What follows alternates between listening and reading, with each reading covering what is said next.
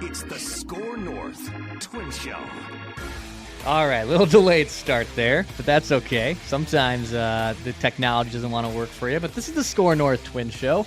Hit that like button and subscribe button here on the SKOR North Twins Show YouTube channel if you like those acapella and those dance moves by me, but also for SKOR North Twins, or from Minnesota Twins content from us here at SKOR North. Got some roster updates here on Byron Buxton, Matt Wallner, plus some more prospect stuff I was able to dig up on. So if this is information and content you like, that like button and subscribe button go a long way on the SKOR North Twins Show. So Twins continuing their road trip in Seattle against the Mariners today. They were off yesterday after dropping 2 of 3 from Tampa Bay. I have a rant against Tampa Bay for a decision they made, maybe later on in this episode, but stick around for that if I remember to do so.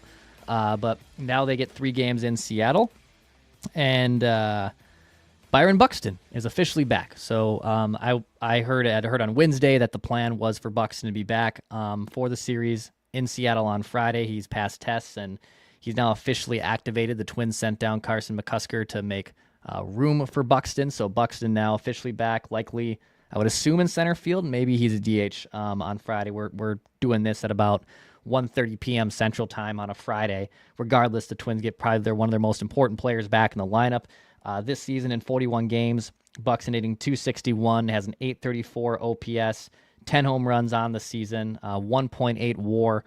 He's doing Buxton things, and prior to the concussion, had stayed healthy. At times can be obviously a very streaky hitter, but also a catalyst in center field, and a guy that once he gets hot in the lineup can carry a lineup. So this is good.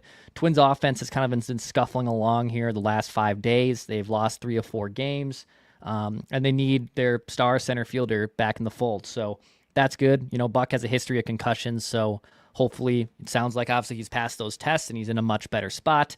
We'll see what those effects from the concussion and just obviously being off for about 2 weeks here has on him, but Buck back in the lineup for the first time since May 15th, since suffering that concussion with Carlos Correa. Correa was able to come back a week ago from his first ever concussion and had some pretty big hits for the Twins. Hopefully Byron Buxton is able to do the same, and yeah, we'll see how he's kind of eased in. And remember last week that they had Correa in the lineup on Friday, hits the home run, but then he had an off day Saturday, so before these guys are a full go, we'll see if Buxton, plays in every game against Seattle. I would envision he gets maybe a day off between now and the other 4 games against the Athletics before returning home this time next week. But we'll see. Regardless, good to have, obviously, Byron Buxton back in center field. On Matt Wallner.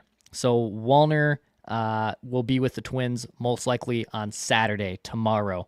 So Wallner he could be with the team. I know Dan Hayes reported from The Athletic that the plan is for Matt Wallner to join them on Saturday, and hopefully if he clears testing, that he'll be in a good spot there. He's just ripping the cover off the ball with the Saints. He has 5 home runs in 7 days. He's 8 for 25. It's been an incredible run for him at AAA. In fact, he's within 7 of tying the Saints franchise home run record. So he's got some records to set, but we'll like him to be up here with the Twins. So Matt Wallner will be back with the Twins most likely tomorrow. And then the Twins will have to make a roster decision. I personally think it's between 2 guys, just in terms of from the roster side. It's probably sending down Deshaun Kersey Jr., who has options, but also does play a very important role on this team in defense. Or it's Jonah Bride, who has fit in admirably since being DFA'd from the Marlins and has provided the Twins some defensive flexibility and some nice at-bats at the plate. I think it's between those 2. Kersey has options, Bride doesn't. Bride, if you put him on waivers, I think gets claimed after the stretch he's had here with the Twins, or not. Some teams might just say, we're good. He can go down to AAA and the Twins can call him back up here in the event of an injury. I would assume it's those 2 are probably on the chopping block. We'll see what the decision is if Wallner indeed is activated on Saturday. Harrison Bader had a groin injury a few weeks ago. I think he's past that. Then he had the finger injury after the finale on Sunday. He was kind of limited to 1 start and was just on the bench for the majority of that series against Tampa.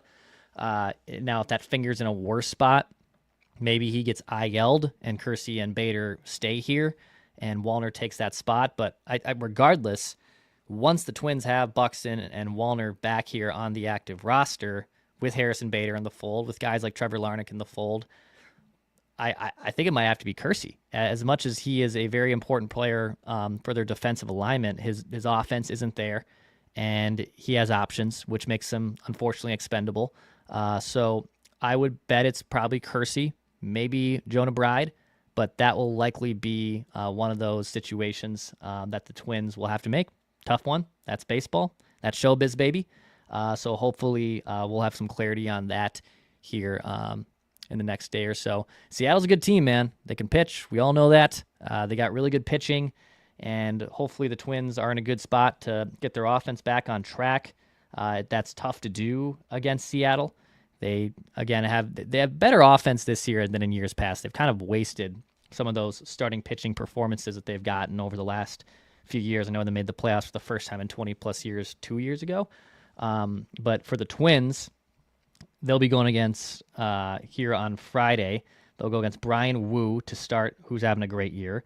Then they get Bryce Miller, who's having actually kind of a down season. Last year was pretty dang good. This year has an ERA north of 5, so you might be able to catch him having a bad season. Maybe that's good news for the Twins offense. And then in the finale, though, you do get Luis Castillo, who's just been one of the most effective starting pitchers over the last, 8 years now. He was with the Reds for a while. He's been in Seattle the last few years now. But those are good pitchers, man. So we'll see what the Twins offense can do against them. On the other side of the coin, the Twins pitchers for this weekend in Seattle are Zebby Matthews today. Hopefully Zebby can maybe get 5. I know that might be a low bar to clear. You might be screaming like, how come a guy can't get 5 innings in? But he really only gets the first time through the order. So I'd like to see him hopefully have a good start here. Then Bailey Ober will get the ball on Saturday, and Chris Paddock, who's been pitching better as of late, will get the finale. But we'll see what Zebby can do. We'll see what this Twins offense can do. I think having Wallner and Buxton, it lengthens the lineup, makes life easier. I know Royce Lewis is in the midst of a huge slump right now, and he kind of acknowledged that, look, I'm hitting balls hard. And he was on Wednesday. Like, he had a bunch of atom balls, one of them that should have been a home run, 100-plus mile an hour atom ball that turns into a double play. Like, there's some bad luck in there. Carlos Correa dealt with that at the beginning of the year, and then the ball started falling in. Hopefully that's the case for, obviously, for him. He starts snapping out of it, and he can help get the Twins back in front. We'll see. We'll see where that goes. But yeah, Twins get Buxton back, get Wallner back, and they need that offense to start picking things up here. By the way, a shout out to AFSP, which we've been looking to raise some awareness for a big construction hike for hope, which actually is taking place tomorrow at the Legends Crossing at Vikings Lake. You can go to afsp.org/MN Construction to learn more. They've been helping us out here on the SKOR North Twins Show. You can support our sponsors by go checking that out. Some prospect notes here, which I've been mixing in a little bit more here on Twin Show, so if this is stuff you like, appreciate that. Let's start with Emanuel Rodriguez, a guy that I threw out to Phil and Judd that I'd like to see more of. I'd like to open the mystery box that is Emanuel Rodriguez, and he's put together, at least, I haven't been able to watch him in the last month or so. I went to CHS Field in April, haven't been out there, didn't go out there in the month of May, but his numbers look good, right? Like, he's drawing a lot of walks. He does have a really interesting skill set. But I asked someone just on some more background on him, just as someone who, maybe they have a closer eye on him and what they think of him. He is a Twins number 2 prospect. And even though he hasn't walked a lot, the person I talked to said, I think he needs more time in AAA still. He's still trying to find the swing a little bit. He's very picky. He draws walks and he strikes out a ton, and he can hit the ball pretty hard, but the extra base hits still aren't as relevant. He might need some more time in the minor leagues, which is fine. He hasn't played a ton of games at AAA, but maybe he's still a little farther away from being up here. Now, an injury, I know they're getting Wallner and Buxton back, so that also, there's a block, right? Like, there's not a clear path for Emanuel Rodriguez to be on the Twins or to get a call immediately, despite my plea to get him up here.